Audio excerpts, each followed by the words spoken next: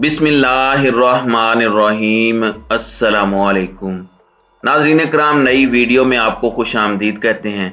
आज के व्लॉग में दो तीन बड़ी अहम बातें हैं। अरशद शरीफ के कत्ल, उनकी शहादत के हवाले से बड़ी इम्पोर्टेंट इंफॉर्मेशंस हैं। वकार अहमद और खुर्रम, दो भाई जिनके पास अरशद शरीफ थे, उन्होंने बिलाखिर अपनी ज़ुबान खोली है। लेकिन ये उन्होंने जो मुलाकात की है, ये जो गुफ्तगू की है, ये उन्होंने सिर्फ जो पाकिस्तान की हुकूमत ने तहकीकात के लिए बंदे भेजे हैं उनसे बात की है। क्या बात की है इसका मैं आपको बताऊंगा। इससे बड़े अहम सवालात उठते हैं। इसके अलावा लॉन्ग मार्च के हवाले से ताज़ा तरीन अपडेट्स क्या हैं, हुकूमत इसको किस तरह से टैकल कर रही है, उनका मौक़िफ़ क्या है, इस्टेब्लिशमेंट कहाँ पर खड़ी है, खान साहब कहाँ पर खड़े हैं, ये मैं अपने इस व्लॉग में आपको तफसील से बताऊंगा। इसके अलावा सुप्रीम कोर्ट का भी तज़किरा करेंगे, जिन्होंने आज़म सवाती पर जो तशद्दुद हुआ उसकी तफसीलात के लिए जो डीजी ह्यूमन राइट्स सेल है सुप्रीम कोर्ट का, उन्होंने कायदे हिज़्ब इख्तिलाफ तहरीक इंसाफ के सेनेटर शहजाद वसीम को तलब कर लिया है सोमवार यानी आज 10 बजे। अब ज़रा हम गुफ्तगू कर लेते हैं अरशद शरीफ शहीद की, जहाँ पर जिस तरह उनको शहीद किया गया, इन वाक़यात पर मज़ीद डेवलपमेंट्स क्या हुई हैं। दो भाई, इनका आपने तज़किरा सुना, वकार अहमद और खुर्रम अहमद। ये दोनों भाई जब से अरशद शरीफ की शहादत हुई है मंजर आम से गायब थे और इनके टेलीफोन्स बंद थे, इनके अहले खाना भी गायब थे। लेकिन अब ये खबरें हैं कि इन्होंने मुलाकात की है कीनिया में, जो पाकिस्तानी तहकीकाती एजेंसी के दो बंदे गए हैं, जिनको FIA के अतर वहीद साहब लीड कर रहे हैं और दूसरे IB के ऑफिसर हैं। इस टीम में पहले ISI के भी एक लेफ्टिनेंट कर्नल थे, लेकिन फिर जब दोबारा नोटिफिकेशन जारी हुआ तो वो उसमें शामिल नहीं थे। अब खुर्रम और वकार, इन्होंने सिर्फ बात की है पाकिस्तानी तहकीकाती एजेंसी से, इन्होंने ना किसी और मीडिया से बात की है। इनके वेयर बाउट्स का भी कुछ पता नहीं। वेरी इंटरेस्टिंग कि ये सिर्फ पाकिस्तानी तहकीकाती इदारे हैं, सिर्फ उनसे क्यों बात कर रहे हैं इसका मुझे नहीं पता। लेकिन ये एक सवाल उठ रहा है। इसके मुताबिक इन्होंने ये तस्लीम किया कि अरशद शरीफ उनके मेहमान थे और ये इस बात की तस्दीक भी की है कि अरशद शरीफ उस दिन वकार अहमद की जो शूटिंग रेंज है, उनकी जो लॉन्च है, वहां पर वो खाना खाने के लिए गए थे और खुर्रम और वकार और अरशद शरीफ ने मिलकर खाना खाया था। कोई और उसमें शरीक था या नहीं, इसके बारे में अभी इत्तला नहीं है। खाना खाने के बाद वो वहां से अपने घर के लिए रवाना हुए और वकार अहमद ने रिपोर्टेडली ये बताया कि तकरीबन 18 किलोमीटर जो उनके घर से उनके लॉज तक का रास्ता है वो कच्चा है, उसके बाद फिर पक्का रास्ता शुरू होता है। जब वो खाना खाकर वहां से निकले तो उसके आधे घंटे के बाद उन्होंने ये बताया कि उन्हें ये इत्तला मिली कि वहां पर गाड़ी पर फायरिंग हुई है। खुर्रम जो उनके भाई हैं, उन्होंने इस बात की तस्दीक की कि वो अरशद शरीफ के साथ थे, लेकिन खुर्रम को कोई भी किसी तरह से खराश नहीं आई। अब एक बात अहम इन्होंने ये कही कि वो अरशद शरीफ को जानते नहीं थे। किसी एक कॉमन फ्रेंड ने ये उनसे कहा कि इनकी लुक आफ्टर करनी है, इनकी केयर करनी है, तो उन्होंने उनकी मेजबानी की। ये तस्लीम किया वकार ने कि वहां पर अरशद शरीफ की कीनिया में आमद से पहले सिर्फ एक दफा उन्होंने अरशद शरीफ के साथ खाना खाया था। ये अभी तक उन्होंने नहीं बताया, अगर बताया भी है तो पाकिस्तानी एजेंसीज को अपने तय रखा होगा। और वो ये नहीं बता रहे कि किस शख्सियत ने अरशद शरीफ से उनकी मुलाकात करवाई थी। ये बड़ा अहम नुक्ता है।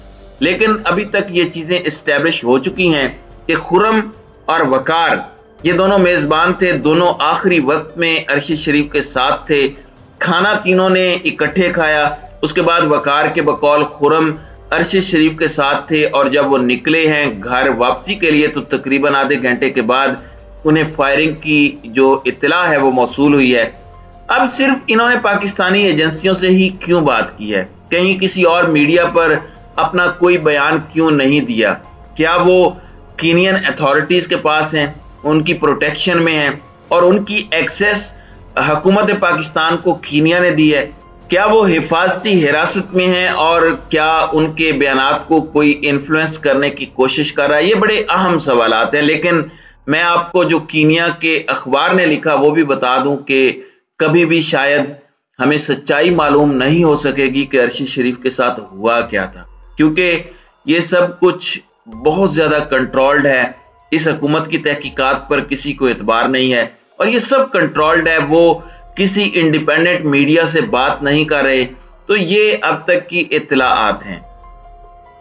दूसरी जानिब अब थोड़ा सा लॉन्ग मार्च के हवाले से मैं आपको बता देता हूं कि क्या चीजें चल रही हैं। सबसे पहले तो मैं आपको थोड़े हालात बता दूं कि इस वक्त हो क्या रहा है। पिछले 1-1.5 महीने से जब से इमरान खान ने लॉन्ग मार्च का ऐलान किया, उसमें जलसे जुलूस और उसमें शिद्दत पैदा की, तो 2-3 चीजें गवर्नमेंट ने फोकस की। गवर्नमेंट ने सबसे पहले तो साइफर के हवाले से जो मौकफ था इमरान खान का, जिस साजिश का वो जिक्र करते थे, उसको तोड़ने के लिए उन्होंने मुख्तलिफ ऑडियो लीक्स की। उसमें साइफर के हवाले से बोला गया और ये तासुर देने की कोशिश की कि ये सब एक साजिश थी जो इमरान खान ने रचाई, क्योंकि उनकी हुकूमत जा रही थी तो एक आम रूटीन में जो किसी सफारतकार की बात थी उसको बुनियाद बनाकर इमरान खान ने साजिश का बयानिया घड़ा। उसके लिए फिर ऑडियो लीक्स हुई, प्रेस कॉन्फ्रेंसेस हुई, लोगों को गिरफ्तार करना शुरू किया गया, लेकिन वो कारगर नहीं हुआ। फिर इसके साथ साथ इलेक्शन कमीशन को इस्तेमाल किया गया, फॉरेन फंडिंग आई गैर ममालिक से और इलेक्शन कमीशन से यह फैसला भी करवाया गया कि तोशाखाना केस में कि इमरान खान डिसऑनेस्ट हैं। फंडिंग के हवाले से भी यह फैसला करवा दिया कि वो फॉरेन फंडेड है ये पीटीआई की जमात। हालांकि इलेक्शन कमीशन का यह इस्तेहकाक नहीं था, इसको भरपूर तरीके से इस्तेमाल किया इलेक्शन कमीशन ने और मकसद यह था कि इमरान खान की जो इंटीग्रिटी है उसमें डेंट डाला जाए और लोगों को यह कहा जाए कि आप पीछे हट जाएं, मगर लोग इससे पीछे नहीं हटे। फिर उसके बाद इन्होंने कोशिश की कि जो पीटीआई के अंदर लोग हैं उनको इस्तेमाल किया जाए। उसमें फैसल वाडा इस्तेमाल हुए, उसके बाद खुरम लगारी की प्रेस कॉन्फ्रेंस हुई, लेकिन ये कोई बंदा भी पीटीआई से तोड़ने में कामयाब नहीं हो सके। फिर इन्होंने ये तासुर दिया कि चौधरी परवेज इलाही पीठ में खंजर घोंपेंगे और वो खान साहब का साथ नहीं देंगे, वो छोड़ जाएंगे। अब वो तासुर भी जायल हो चुका है। लोगों को डराने धमकाने के लिए लोगों को उठाया गया, आजम सवाती को उठा के बरहना किया गया, अरशी शरीफ को मुल्क से बाहर शहीद किया गया और फिर उसका मलबा इमरान खान और सलमान इकबाल पर डालने की कोशिश की गई। शहबाज शरीफ ने मदीना में, वो जगह जहां हमारे प्यारे नबी हज़रत सल्लल्लाहु अलैहि वसल्लम आराम फरमा रहे हैं, वहां पर जाकर ये ट्वीट करवाया और इमरान खान पर इल्जाम लगाया कि जैसे वो इस वाक़े का इंतजार कर रहा था और खुद भी इस वाक़े में किसी तरह से वो मुलविस हैं। यानी मदीना शरीफ जाके भी झूठ बोलने से शहबाज शरीफ बाज नहीं आए, लेकिन लोगों ने इन तमाम मामलात को रिजेक्ट किया और लॉन्ग मार्च के इब्तदाई 3 दिनों का जो रिस्पॉन्स है वो अनप्रेसिडेंटेड है। जिस तरह से लोग निकले उसने माजी के तमाम रिकॉर्ड्स तोड़ दिए और इन पर इस वक्त घबराहट तारी है। अब ये इसको कैसे काउंटर करेंगे? अब इन्होंने इसमें डीजीआईएसआई और डीजीआईएसपीआर की प्रेस कॉन्फ्रेंसेस भी करवाई, जिसमें डीजीआईएसआई ने यह समझा कि वो अगर ये बयान करेंगे तो लोग पीछे हट जाएंगे। उन्होंने एक बिल्कुल पॉलिटिकल बात की जिसमें इमरान खान का जो सियासी बयानिया है उसको कहा गया कि ये झूठ पर मबनी है। बहरहाल लोगों ने लॉन्ग मार्च में शिरकत करके ये जवाब दिया कि उन्हें डीजीआईएसआई की बात पर भी यकीन नहीं है।